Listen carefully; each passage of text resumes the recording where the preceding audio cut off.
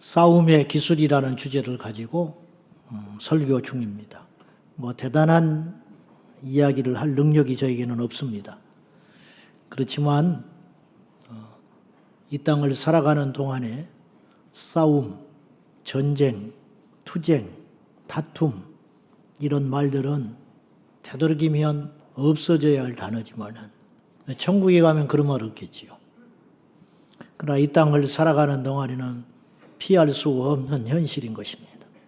마치 차 타고 가면 사고 나는 것과 같습니다. 나는 정속도로 길을 따라서 위반하지 않고 가지만 느닷없이 어떤 차에 의해서 원치 않는 사고를 당하는 것처럼 전쟁은 이 땅에 아주 빈번하게 일어나는 사건입니다.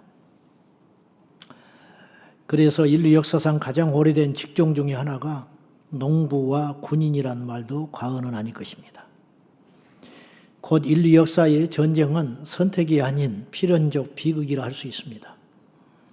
인간의 탐욕과 악이 빚어낸 산물인 것이죠. 고대 히랍의 철학자 헬라클레토스는 이런 말을 남겼습니다. 전쟁은 만인의 왕인 동시에 만인의 아버지이다. 전쟁은 어떤 사람들을 영웅으로 만들기도 하고 어떤 사람들을 노예로 만들기도 한다. 어떤 사람들은 자유롭게 하고 어떤 사람은 비참하게 만들기도 한다. 역설적으로 전쟁은 인류 문화의 발전을 가져오기도 했어요. 일례로 통조림은 전쟁 때문에 생긴 산물인 것이죠. 전쟁을 한 차례 치르고 나면 전 세계는 커다란 과학의 발전을 가져오기도 했습니다. 그래서 듣기에 불편하지만 동의할 수밖에 없는 이야기입니다. 미국의 역사학자 월 듀란트라는 사람은 공식적 역사에 기록된 3412년 동안 전쟁이 없었던 적은 268년에 불과했다라고 말을 했어요. 여러분도 잘 아시는 미래학자 엘빈 토플러는 1945년부터 1990년까지 즉 2340주간 동안에 지구상에 전쟁이 없었던 적은 단 3주에 불과했다. 그랬습니다. 맞는 말입니다. 그래서 인류의 역사는 가슴 아프지만 전쟁의 역사입니다. 성경에도 무수히 많은 전쟁의 이야기가 점철되어 기록되어 있습니다. 특히 성경은 눈에 보이는 육체적 전쟁뿐만 아니라 세상 어느 누구에서도 정확히 알 수 없는 영적 전쟁, 세상의 판타지 소설이나 등등에서도 영적인 전쟁을 다루기는 하지만 그건 다 허구와 미혹의 이야기인 것이고 가장 정확한 진짜배기 전쟁은 성경에서 이야기하고 있습니다. 자, 사람이 떡으로만 살 것이 아니고 여호와 입에서 나오는 말씀으로 살 것이라는 말은 떡도 필요하다 그런 소리거든요. 근데 떡으로만 살아서는 안 된다. 사람은 하나님 말씀으로 살아가야 진짜 사람답게 사는 것이다. 그런 뜻이듯이 우리의 싸움은 혈과 육을 상대하는 것이 아니다. 그런 싸움도 있기는 있다는 거죠. 나라 간에 종족 간에 그런 전쟁들이 지난 역사 가운데 무수히 있었고 지금도 있지만은 그런 싸움뿐만 아니라 진짜배기 싸움에 주목하라. 그건 뭐예요? 우리의 싸움은 혈과 육에 상대하는 것이 아니고 정사와 권세와 세상 주관자들과 하늘의 통치자 악한 영들과 싸우는 것도 잊지 마라. 그렇게 이야기하는 거예요. 우리 예수 믿는 우리들은 두 가지의 전쟁을 우리가 준비하고 대비하고 승리하고 가야 되는 것이에요. 싸움의 기술이라는 주제는 피할 수 없는 싸움이라면 우리가 제대로 싸우자. 바로 싸워서 우리 인생을 지키고 우리 영혼을 지키고 우리 미래의 세계를 그 시간들을 지켜서 천국에 가는 성도답게 살아가보자. 그런 이야기를 하려고 하는 것입니다. 오늘 저와 여러분이 읽은 이 본문은 너무 잘 알고 유명한 내용입니다. 믿지 않는 자들도 압니다. 오죽하면 애플사에서 베어먹은 사과를 트레이드마크로 썼겠어요. 저는 그거 하나님 조롱한다고 생각하거든요. 애플사에서 이 사과를 이렇게 한쪽 베어먹었잖아요. 이게 무슨 뜻이겠어요? 하와가 그 선악과를 범함으로 죄인된 그 사건을 제가 볼 때는 심하게는 조롱하는 것이고 좋게 말해도 가져온 것이죠. 이처럼 세상은 하나님의 역사를 조롱하고 이렇게 빈정거리고 있는 것이죠.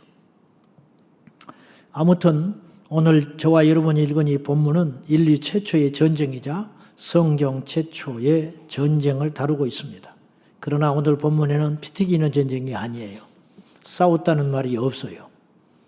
그리고 이 싸움에 임했던 하와는 정작 자기의 적이 누구니도 모르고 이 전쟁을 치르고 있어요. 그 결과 여러분 적이 누구니도 모르는데 무슨 수로 이겨냅니까?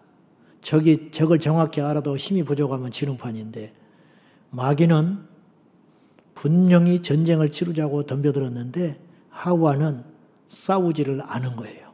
대적하지 못한 거죠. 분별력이 없어서. 싸워야 할 때 싸우지 못했던 이들의 죄가는 온 인류의 엄청난 고통과 시련을 예수님 오실 때까지 주고 있는 것이지요.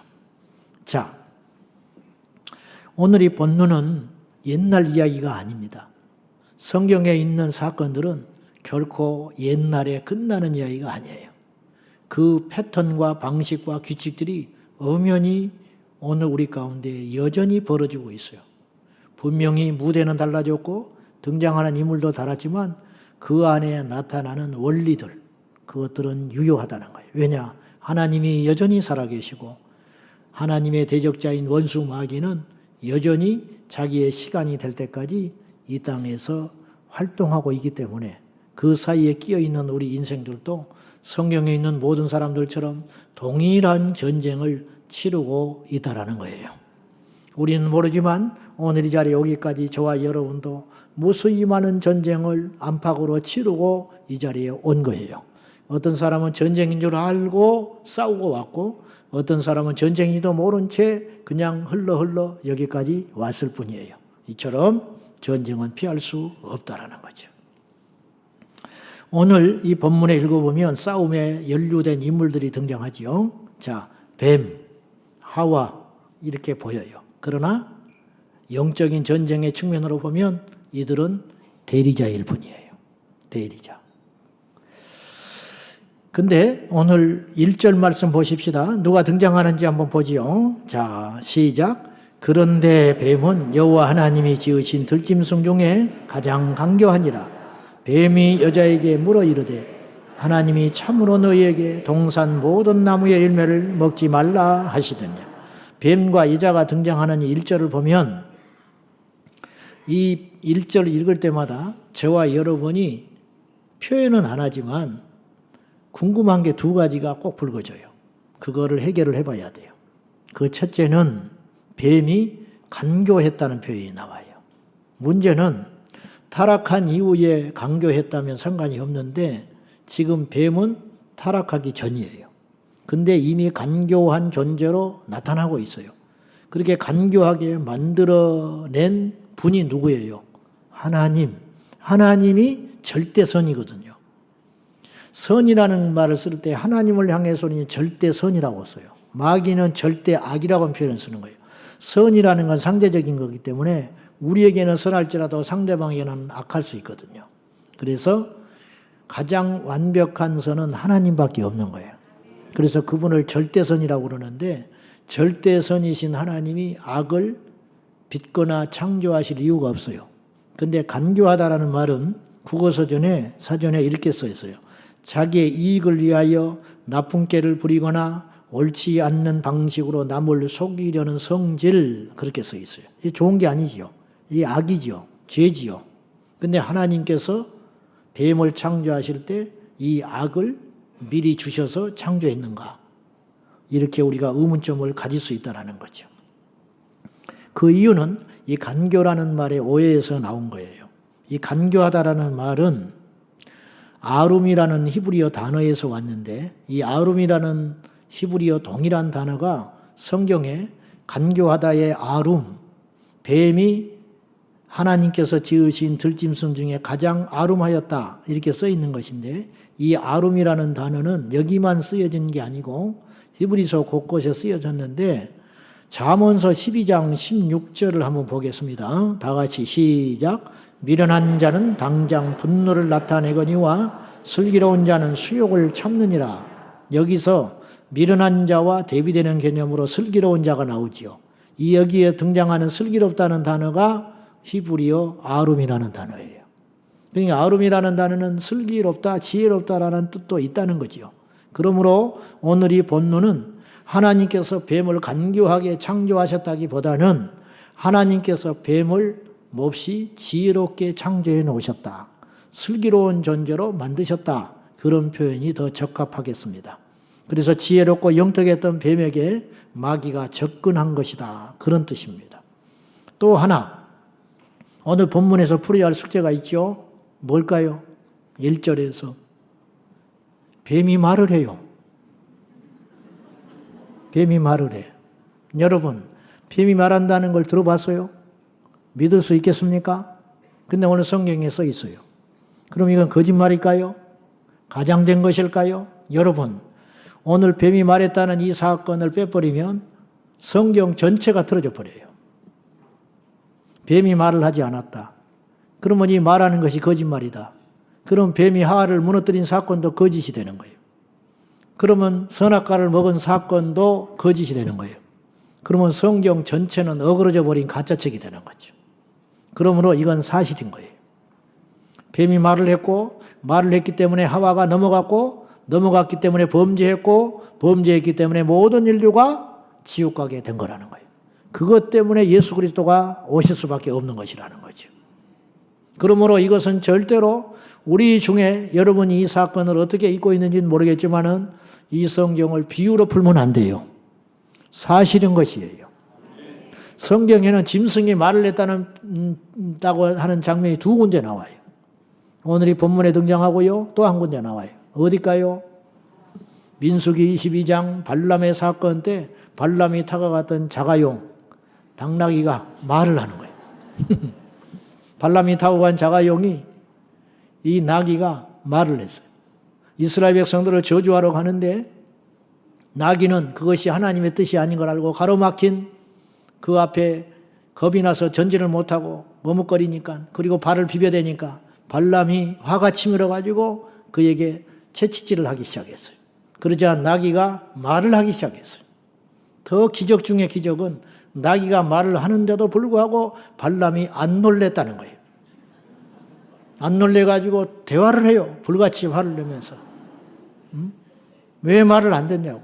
그러니까 나귀가 억울해가지고 내가 언제 당신의 명령을 거절한 적이 있냐. 오죽하면 내가 안 가고 있겠냐 말이야. 근데도 놀래지 않는다니까요. 내가 우리 집에 퇴근하고 들어갔는데 우리 집 강아지가 문을 열고 들어가니 쫓아오면서 아빠 오셨냐고. 그러면 내가 아이고 웬일이지 우리 강아지가 영리하다 못해 말을 다 하네. 그렇게 하겠어요? 내가 뒤로 자빠져서 오줌을 싸겠어요. 너무 놀랄 일인데 놀래지도 않고 발람이 이렇게 하는 거 보면 얼마나 강팍하냐 이 말이에요. 얼마나 강팍하고 어리석냐 이 말이죠. 근데 보세요.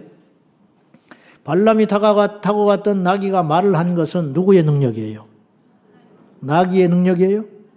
하나님께서 그 순간만큼, 그리고 그 뒤로는 말 안 해요. 계속 말하면 복잡하지요. 그때만 잠깐 말하고 마는 거지. 그때. 그런데 알고 봤더니 나귀가 그렇게 말을 한 것이 누구나 알듯이 자기의 능력은 아니라는 걸 알아요. 자기의 능력이 아니면 외부에서 들어온 어떤 능력에 힘입어서 나귀가 말을 했겠지요. 나귀가 말한다는 게 말이 돼요? 말이 안 되는 일이 벌어졌잖아요.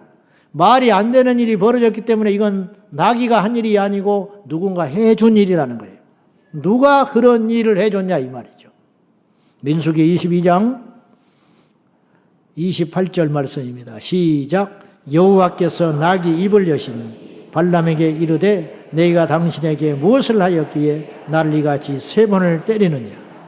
여호와께서 나귀의 입을 여셨다는 말은 여호와께서 그 순간에 나귀에게 말을 할 수 있는 능력을 잠깐 주셨다 그런 뜻이.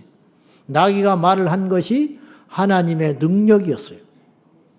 그래서 주님께서도 말하시기를 너희가 잠잠하면 돌들로 소리치게 하리라.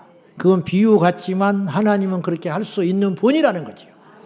안 하신 것뿐이지. 근데 성경에서 단 2번 말할 수 없는 짐승이 말을 했다는 것은 말도 안 되는 소리 같지만 말이 말을 한 거예요. 그것도 갖고 말이 말을 했다는데. 근데 오늘 본문에 뱀이 말을 해요. 그러면 이건 뱀의 능력이 아니죠. 누군가 그에게 그 능력을 준 것이죠. 잠깐. 누가 준 것이에요? 하나님입니까? 하나님은 아니죠. 하나님이 지으신 창조 세계를 시험하는데 하나님이 그러실 일을 할 리가 없죠. 오늘 성경에는 누가 했다고 주체가 빠져 있어요. 그러나 우리는 능히 짐작할 수 있어요. 계시록에서도 이 본문을 다뤘어요. 이 이야기를. 누구일까요? 곧 마귀라고 하는 자, 사탄이라고 하는 자, 옛 뱀이 이런 일을 조장했다고 이야기하고 있잖아요. 자, 그러므로 여기서 우리가 주목할 것은 성령께서 우리 안에 들어오셔서 로마서의 말씀에 의하면 우리가 예수님을 고백하고 믿게 되는 것이 성령의 능력으로 예수님 믿게 된 거예요. 우리가 믿음이 있어서 믿게 된 게 아니고 성령이 우리 안에 오셔서 믿음을 주셔서 믿게 된 거라는 거죠. 이게 성령이 오셔서 한 일이에요. 사도행전 1장 8절에 오직 성령이 너희에게 임하시면, 오직 성령이 너희에게 들어가시면, 오직 성령이 너희와 함께 하시면, 같은 말 아닙니까? 성령이 너희 안에 들어가시면 너희가 권능을 받고, 그 권능은 어떤 권능이냐? 귀신을 쫓고 병자를 고치고. 베드로가 성령이 그 안에 들어가니까 자기가 할 수 없는 일을 해내잖아요. 안진병이를 일으키는 능력, 예언을 하는 능력, 이런 것이 누구의 능력이냐? 아나니와 삽비라를 보고는 사탄이 가득했다고 베드로가 바로 발견하고 알아내지 않습니까? 그런 능력은 예전에는 없는 능력이에요. 사람이 가질 수 없는 능력이에요. 그러면 그 능력은 어디서 온 것이냐는 거예요. 성령께서 오셔서 함께 하시는 능력이 나타난 거라는 거죠. 거꾸로 마귀도 어떤 생명체에 들어가서 접촉을 하고 들어가서 기생을 하고 그를 다스리고 지배한다는 걸 성경에서 알 수 있어요. 그 대표적인 사건이 가룟 유다였어요. 요한복음 13장에는 세상에 어느 누구도 거론하지 않는 이야기를 거론하고 있어요. 이것이 영적 전쟁과 영적 존재의 실체라는 걸 아셔야 돼요. 처음에 가룟 유다에게 마귀가 무슨 짓을 했냐면 예수님을 팔 생각을 집어넣었다고 그랬어요. 때로 우리에게 얼토당토 않는 생각이 들어올 때가 있어요. 그건 마귀가 생각을 집어넣는 거예요. 여러분에게도 그런 일이 많습니다. 오늘 이 자리에, 몸은 이 자리에 와 있지만 여러분의 생각에 얼토당토 않는 생각을 집어넣는 경우가 있어요. 막 누구를 보면 때려 죽여버리고 싶고, 택도 없는 생각들. 세상에 제자가 스승을 어떻게 팝니까? 인간관계 속에서도 있을 수 없는 일. 그런데 감히 예수님의 그 능력과 표적을 보고 금쪽 같은 말씀을 들은 제자가, 그리고 사랑을 받았던 제자가 그의 스승을 돈 몇 푼에 판다는 건 상식적이지 않아요. 알고 봤더니 이 생각이 어디서 온 거예요? 마귀에게서 왔다는 거죠.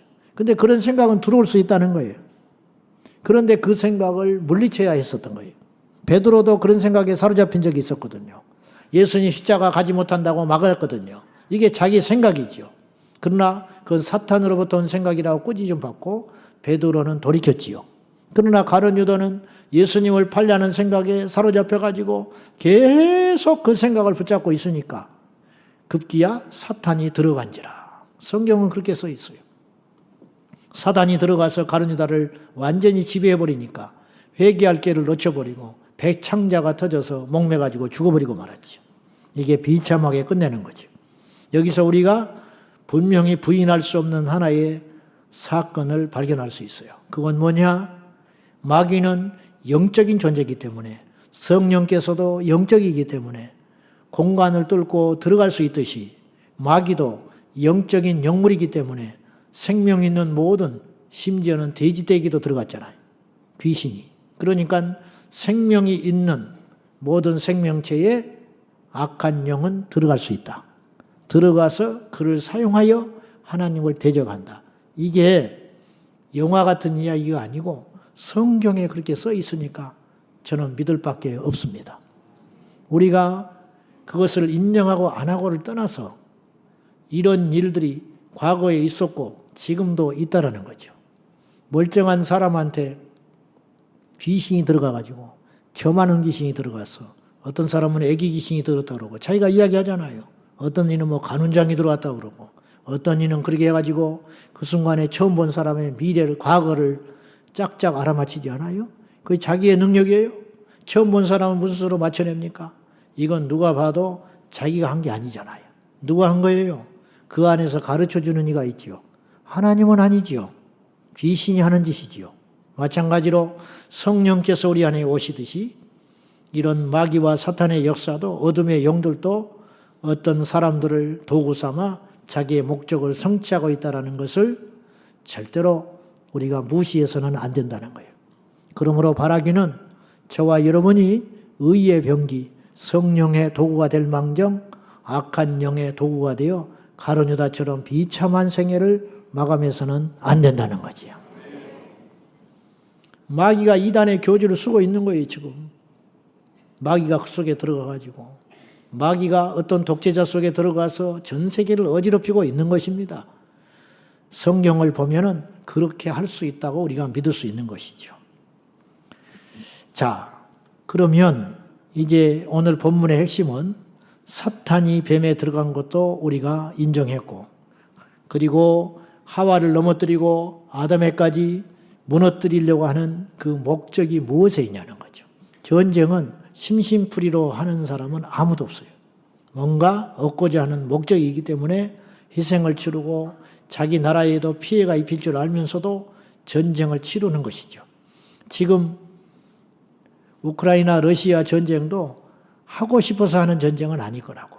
러시아도 속사정이 있고 우크라이나도 속사정이 있는 거예요. 나토에 가입한다고 하니까 침략한 거예요. 그대로 뒀다가는 자기가 저는 러시아 편을 들자는 게 아니고 러시아 서방의 나토들이 미사일을 배치하고 그렇게 자기를 포위할까 봐 미리 선수 쳐버리는 거죠. 이스라엘도 이란을 먼저 선수 쳤잖아요. 그 이유가 뭐예요?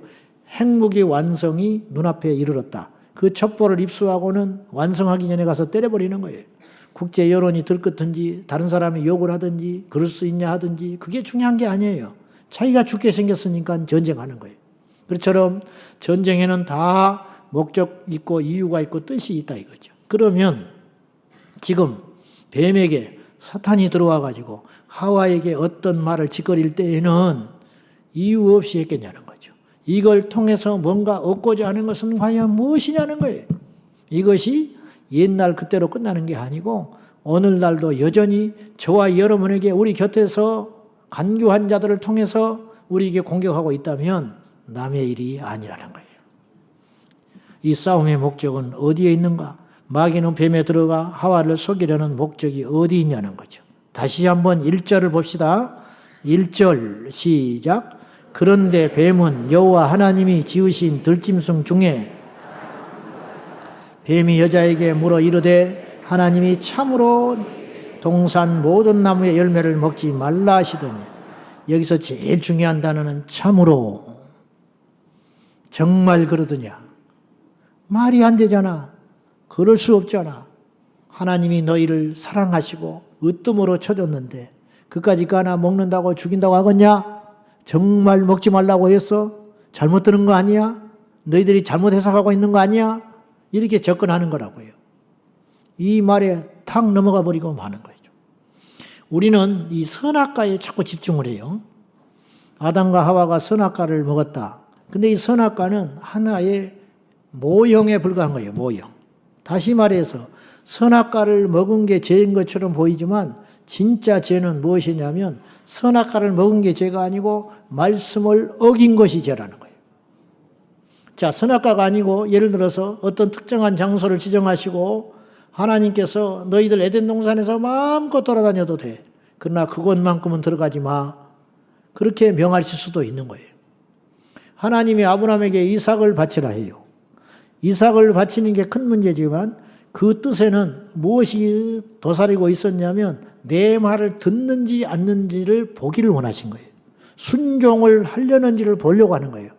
그리고 순종하면서 진짜 죽이려고 했잖아요. 그러니까 이삭을 죽일 필요가 없게 된 거예요. 불순종했다면 이삭을 살리려고 해도 살릴 수 없는 것이죠. 아브라함은 이미 순종한 거예요. 그러므로 이삭을 바치느냐 안 바치느냐는 아무런 의미가 없게 되는 것이고 하나님이 이미 받으셨기 때문에 이삭을 받으실 이유가 없게 된 것이지요. 보세요. 선악과를 범한 게 죄가 아니에요. 하나님의 말씀을 어긴 것이 죄라는 거예요. 그러면 여기에서 우리는 마귀의 전략을, 그의 속사정을 시원스럽게 알 수 있어요. 마귀가 하와에게 접근한 이유는 선악과를 먹게 하려는 것처럼 보이지만 실상은 하나님의 말씀을 어기게 만들려고 접근한 것이다.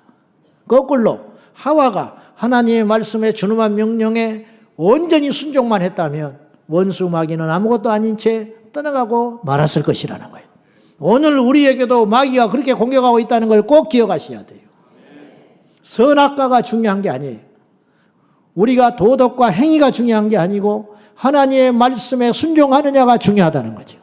우리가 말씀에 굳게 서서 순종만 한다면 마귀는 우리를 어찌하지를 못해요. 그러나 말씀에 떠나 있으면 아무리 옳은 행실을 하고 그럴듯한 행위를 해도 결국은 멸망길로 갈 수밖에 없다라는 거예요. 여기에서 하와가 허점을 보여요. 얼마나 교활합니까? 마귀가 참으로 그랬냐. 그러니까 의심이 들어가는 거죠. 그래서 2절과 3절에 보면 하와가 이렇게 반응을 합니다. 시작. 동산 나무의 열매를 우리가 먹을 수 있으나 동산 중앙에 있는 나무의 열매는 하나님의 말씀에 너희는 먹지도 말고 만지지도 말라. 너희가 죽을까 하노라 하셨느니라. 자, 보십시오. 마귀가 하와를 공략하는 방법 중에 하나가 하나님의 존재를 의심하게 접근을 했다면 하와는 넘어가지 않아요. 만약에 뱀이 하와에게 이렇게 말했다면 하와는 분별이 쉬웠을 거예요. 무슨 말이냐? 야, 하나님이 어디 있어? 그랬다가는 하와가 이렇게 반응했을 거예요. 뭔 소리야? 정신 나간 소리 하고 있네. 조금 전에도 내가 하나님하고 이야기하고 왔어, 이놈아. 너를 만드신 분이 하나님이야. 정신 차려. 할 말이 없잖아요. 그러니까 하나님을 의심하게 만드는 게 아니고 하나님의 존재를 공격하는 게 아니고 하나님은 살아 계셔. 이거 전제하고 시작하는 거예요. 하나님이 살아 계시지. 그런데 그분이 너에게 무슨 말 했잖아. 근데 그 말이 진짜인지 한번 의심해 보라는 거예요. 이게 얼마나 무시무시한 공격인지 몰라요. 그런데 그 미혹에 하와는 넘어갔어요. 그래서 하나님의 말씀을 변개하기 시작합니다. 첫째는 붙여요. 하나님이 하지도 않는 말을 갖다 붙인다고. 그게 뭐냐? 자, 3절에 너희는 먹지도 말고 만지지도 말라. 하나님이 그렇게 말하신 적 없어요. 자, 창세기 2장 17절 볼까요? 시작. 먹지 말라. 내가 먹는 날에는 반드시 죽으리라 하시니라. 만지지 말란 소리 하신 적 없어요.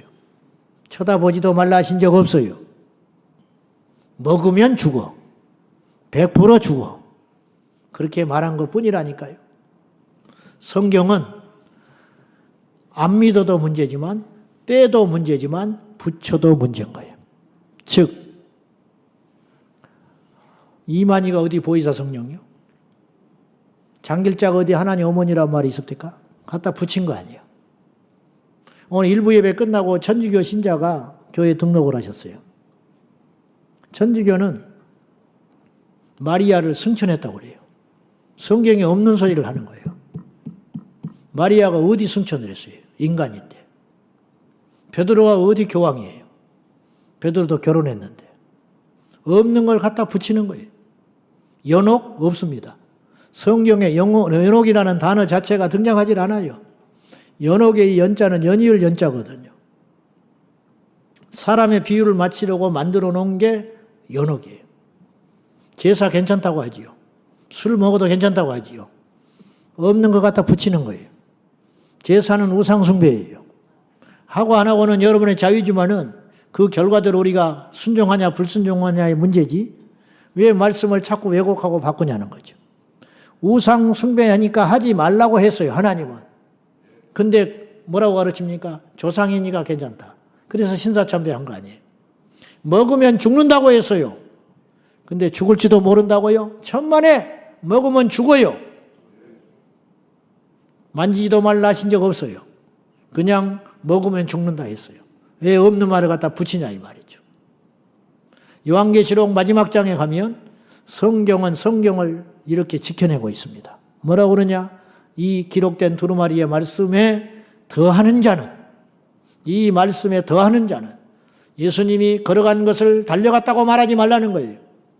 하나님이 이렇게 하나 해놓으신 걸 두 개 했다고 말하지 말라는 거예요. 더하는 자는 성경에 기록된 모든 재앙을 너에게 더하실 것이다.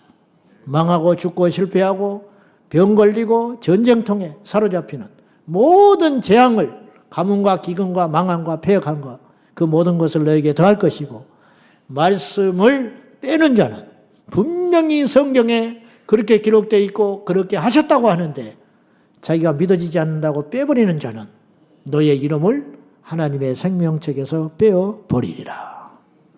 얼마나 무시무시하고 정확한 말씀이에요. 저는 그 말씀에서 뭘 느끼냐면 하나님 아버지의 강한 의지를 느껴요. 그건 뭐냐? 이 말씀을 어떤 경우에도 그대로 지켜야 된다. 그것이 우리에게 안전하기 때문에 하나님이 그 명령을 주신 것이라는 거죠. 그래서 첫째는 말씀을 더했어요. 하와가 만지면 죽는다. 그 다음에 말씀을 뺐어요. 그건 뭐냐? 반드시 죽는다고 그랬어요. 이걸 먹는 날에는 반드시 죽으리라. 그런데 하와는 말씀을 뺐어요.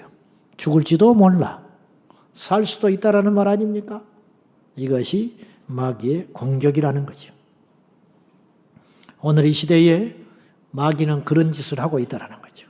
여러분, 말씀은 100% 믿는 거예요. 99% 믿어도 안 되고 101% 믿어도 안 돼요. 100%까지만 믿는 거예요. 그것이 정확한 말씀인 것입니다. 더하거나 빼서도 안 돼요. 빼는 건 99%요. 더하는 건 101%가 되는 것이니 우리는 101%도 믿지 말고 99%도 믿지 말고 하나님의 말씀을 그대로 믿기를 예수님의 이름으로 축원합니다. 그래야 우리가 안전하다는 거예요. 그래야 우리가 승리할 수 있다는 거예요. 에베소서 6장에 가면 하나님의 말씀은 성령이 사용하는 검이잖아요. 말씀을 우리가 믿으면 마귀는 꼼짝 못해요. 말씀을 믿지 못하니까 흔들리는 거예요. 말씀을 믿지 못하니까 마귀의 밥이 되는 거예요. 교회에 처음 왔어도 괜찮아요. 초신자라도 괜찮아요. 말씀만 믿으면 마귀는 어찌하지 못하는 거예요. 아무리 많이 배우고 신앙생활 오래 해도 말씀을 100% 믿지 못하면 마귀의 밥이 되는 거예요. 밥! 마귀가 쓰는 도구가 되는 거예요. 오늘날 전 세계 전방위적으로 일어나는 현상이 있는데 세상에서는 하나님의 말씀을 100% 무시하고 믿지 못할 책으로 만들고 있고요. 그 다음에 교회 안에 들어와서는 말씀을 믿되 100% 믿지 말라. 오염되게 하고 그래서 말씀을 빼고 더하여 하나님의 말씀을 왜곡시키는 일들을 무차별로 하고 있는데 마귀의 이 전략은 엄청난 결과를 가져오고 있어요. 그래가지고 세월이 흐를수록 교회가 점점 이상해지고 있어요. 신학했다는 분들이 점점 이상해지고 있어요. 어떻게 이상해지고 있느냐? 오늘날 교회 안에 이상한 일이 벌어지고 있는데 교회를 오래 다닐수록 오래 믿을수록 그리고 조금 말씀을 공부했다는 사람일수록 더 나아가 신학을 했다는 사람일수록 하나님의 말씀을 100% 안 믿는 것 같아요. 이런 현상이 일어나고 있어요. 주일학교 아이들은 천국 지옥을 믿어요. 근데 장로님이 안 믿어요. 말이 됩니까?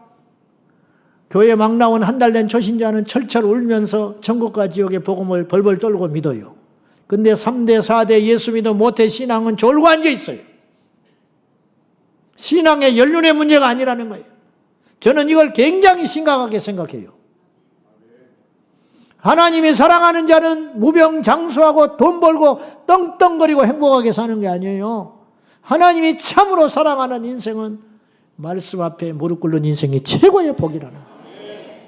그런 복을 받기를 축복합니다. 제가 신학을 했더니요. 신학 처음에 1학년에 들어갔더니 오리엔테이션 시간에 선배 4학년 선배가 와가지고 마이크를 잡더니 우리한테 잘 왔대 학교. 그런 소리한테 이렇게 질문을 했어. 여러분 다 목사 되려고 왔지요? 그러는 거야. 그래서 내가 대답을 안 하고 가만히 있어서 어이가 없어서. 그럼 목사 되려고 왔지 장로 되려고 왔냐?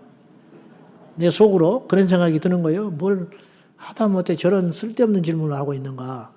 응? 목사 되려고 왔니? 그랬다. 응? 속으로. 그러고 있는데 좀 학교를 다녀보래. 우리 보고. 학교를 좀 다니다 보면 생각이 바뀔 거래. 지금 뭔 헛소리를 하고 있는 거야? 그리고 뒤에서 이제 앉아서 들어보니까 평생에 잊지 못할 말을 했어요. 자기도 그랬대. 1학년 마치고 나면 다 목사 돼야지 그런데 2학년 마치고 나면 장로 될까? 그런 생각이 든다는 거예요. 3학년이 되고 나면 집사나 해야지. 4학년 졸업할 때쯤 되면 하나님이 있는가? 그런다는 거예요. 내가 너무 충격받고 화가 났어요. 그건 뭐예요? 자기도 처음에 신학교 들어올 때는 여러분처럼 순진하니 말씀을 다 믿었다는 뜻 아니에요. 나는 그렇게 이해가 됐어요. 그 당시.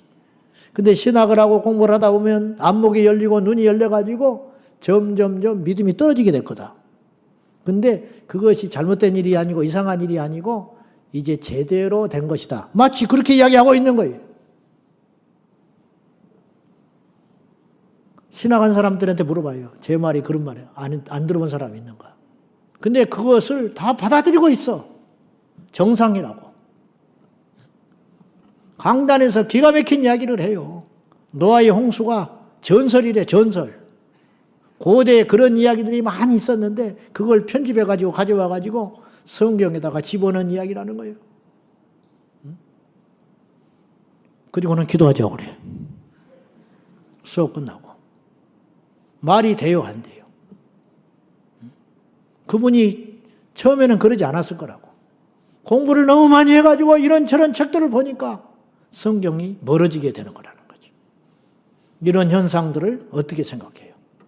이런 일이 일어나면 그런 일이 일어나지 않도록 하고 그런 사람들이 비정상적이라고 해야 되는데 이 세상은 그런 사람들이 많이 배운 사람이고 그런 사람이 박사고 그런 사람들이 강단에 서는 일이 벌어지고 있으니 이 노릇을 어찌하면 좋냐 이 말이에요.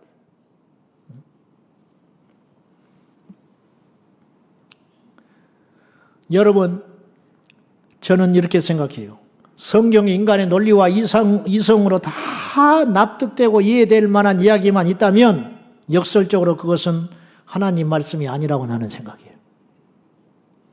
그러면 읽을 만한 가치가 없는 책이에요. 다 뻔한 이야기고 하는 이야기고 상식적인 이야기라면 뭐하러 있습니까? 그러나 성경은 역설적으로 비이성적이고 초자연적 기적 이야기로 가득 차 있기 때문에 성경은 믿을 만한 책이라는 거죠. 오늘 뱀이 말을 했어요. 그래서 세상 사람은 이 성경을 안 믿어요. 그러나 여러분, 저와 여러분은 이랬기 때문에 이 말씀을 하나님 말씀으로 믿는 겁니다. 제가 아까 꽃꽂이를 이렇게 보면서 이쪽에만 봤어요. 올라가서 아까 일부 때. 물을 주고 실수로 엎어놓고 갔구나. 제가 그렇게 생각한 거예요. 근데 이쪽에도 엎어져 있는 거예요. 그러면 이거는 실수가 아니다. 그 의도된 거다 말이죠. 의도. 그러면 내가 이걸 보고 나는 이런 생각이 저건 사람인가? 사람 얼굴을 저렇게 하려고 이렇게 쏟아부어놨는가? 모르겠더라고. 설명을 안 해주면 몰라. 근데 2부 끝나고 이제 누가 이야기해 줬어요. 은혜의 바구니래, 저게. 그래서 은혜를 부어가지고 이렇게 막 흐르고 있다는 거예요, 은혜가. 이렇게 말하니까 이해가 되죠. 이분은 그런 뜻으로 꽃꽂이를 했다는 거예요. 말 안 해주면 몰라요. 몇 사람은 깨달았을지 모르지만 나는 사람인 줄 알았다니까. 사람 얼굴 이렇게 해가지고 이렇게 해놨나? 무식해서. 여러분, 꽃꽂이도 해준 분의 의도를 모를 때가 많아. 그림 한 장도 그 그림을 그린 사람이 해석을 붙이지 않으면 온갖 잘못된 해석을 할 때가 천지로 많죠. 근데 하나님의 뜻을 우리가 어찌 다 합니까? 하나님의 말씀을 인간의 논리로 어떻게 다 해석이 됩니까? 그래서 어떻게 해야 되느냐? 논리적으로 해석이 안 되거든 믿으라. 억지 같지요. 그분은 우리가 이에 대해서 믿을 만한 분이 아니에요. 그분의 말씀은 이에 대해서 믿을 만한 분이 아니라고요. 지금 하와가 논리에 져버린 거예요. 인간의 이성으로 져버린 거지요. 참으로 그걸 먹지 말라고 하더냐 인정하기가 싫은 거예요. 정말 그랬어. 그러면 이런 바보 같은 것이 있네. 그 소리 듣기 싫어서. 참으로 그걸 먹지 말라고 했어. 그래 정말로 먹지 말라고 하셨어. 그러면 막 웃는단 말이에요. 뱀이. 야 하나님이 그걸 못 먹게 할 말 같지도 않은 소리 하고 있네. 그런 소리 듣기 싫어서 하와가 자기 똑똑한 것을 나타낸 거예요. 먹으면 죽을지도 모른다고 그랬어요. 그렇게 말한 거라는 거죠. 이게 논리의 허점을 파고든 마귀의 전략이라는 거예요. 야, 물이 포도주가 됐다고 믿냐? 마귀가 우리 귀에 속삭여요. 가나 혼인잔치에 가서 종이 물을 퍼다 줬는데 그것이 즉시로 물이 포도주가 됐다고 너 아직도 믿고 있는 거야? 백주 대낮에 그걸 믿고 있는 거야? 아니, 그게 중요한 게 아니고 예수님이 그곳에 오셔서 문제를 해결했다는 게 중요한 것이지. 이렇게 해석한다 이 말이지. 야, 너는 물고기 2마리로 떡 5개로 5,000명을 먹였다고 지금도 믿고 있는 거야? 아니, 꼭 그런 뜻이 아니고 예수님이 그렇게 헐벗고 굶주린 백성들을 사랑하는 친구라는 뜻이지. 여기에 각광받는 시대가 됐다 이 말이죠. 우리는 하나님 말씀을 의미를 가지고 해석해서는 안 되고 그 말씀을 먹어야 되는 것입니다. 그대로 믿어야 되는 것입니다. 여호와께 능치 못할 일이 있겠느냐. 그러므로 원수 마귀의 공격을 잘 깨닫고 이런 미혹에 속아 넘어가지 말고 그럴듯한 사람, 저렇게 유명한 분, 저렇게 대단한 분, 저렇게 큰 신학자가 저렇게 말을 했다니 저 말이 맞겠지 쫓아가지 말고 오늘날 기독교 방송이니 유튜브니 등등을 통해서 검증되지 않는 학자들이 그래서 말씀을 변개시키는 가장 대표적인 것이 유신진화론. 유신진화론은 오늘 아담과 하와가 넘어졌던 선악과의 사건과 너무 비슷한 패턴을 갖고 있어요. 무슨 말이냐? 하나님 부정하지 않았지요. 뱀이 하나님 없다고 말한 적 없어요. 유신진화론은요, 하나님이 없다고 말하지 않아요. 하나님이 계시는데 하나님이 이 세상을 창조하신 중에 진화론이라고 하는 기능을 집어넣어가지고 창조하셨다. 그럴듯하잖아요. 참으로 먹지 말라 하더냐? 정말로 너는 하나님이 말씀으로 천지를 창조하셨다고 생각하냐? 아니야, 꼭 그럴지도 모르겠어. 그럴 때 파고 들어오는 거예요. 그게 아니고 하나님이 못할 일이 뭐가 있냐? 하나님이 진화론도 쓰시는 거야. 그래, 그럴 수도 있어. 그래서 너 어디 가서 그런 바보 같은 소리 하지 말고 하나님께서 진화론도 알고 봤더니 창조의 이론으로 쓰셨다고 말을 해라. 그래야 사람들이 너 바보같이 생각 안 하는 거야. 요게 2단 중에 상위 2단이에요. 진화론보다 더 무서운 거예요. 진화론보다 더 악한 거예요. 더 더러운 거예요. 더 더러운 거. 교회 안에서 이런 자들이 강단에 서고 있어요. 그리고 젊은이들을 미혹하고 있어요. 그럴듯한 논리로. 이런 말에 미혹되어 넘어가지 말고 말씀을 99% 믿지 말고 101% 믿지 말고 100% 믿어서 날마다 승리하는 저와 여러분 되기를 예수님의 이름으로 축원합니다. 마귀에 신경 쓰지 말고 마귀가 어떤 공격을 해오고 우리 안에 의심을 가져오고 어떤 논리로 지금 세상이 엄청난 속도로 발전하고 있잖아요. AI가 등장하고 앞으로 과학 문명이 어마어마한 속도로 발전할 텐데 그럴 때일수록 우리는 정신을 바짝 차리고 말씀을 빼지도 말고 더하지도 말고 100% 붙잡기만 하면 마귀는 우리를 건들지 못하고 떠나가게 될 줄로 믿습니다. 기도하겠습니다. 하나님 아버지, 오늘 이 말씀들을 통하여 우리가 하나님의 말씀을 99% 믿을 것이 아니라 101% 더해서 믿을 것이 아니라 말씀을 변형시켜 믿을 것이 아니라 온전히 믿기를 원합니다. 하와가 하나님의 말씀을 100% 신뢰했다면 마귀는 떠나가게 됐을 것인데 하나님을 의심한 것이 아니라 하나님의 말씀을 의심하니 원수 마귀의 덫에 빠져서 인류가 죄악길에 들어서고 말았습니다. 주여, 우리도 말씀을 100% 신뢰하게 하여 주옵소서. 하나님 말씀을 의심하는 것은 하나님을 의심하는 것이니 어떤 경우에도 말씀을 의심하거나 자의적으로 해석하는 덫에 빠지지 아니하도록 도와주옵소서. 예수님의 이름으로 기도 올리옵나이다. 아멘.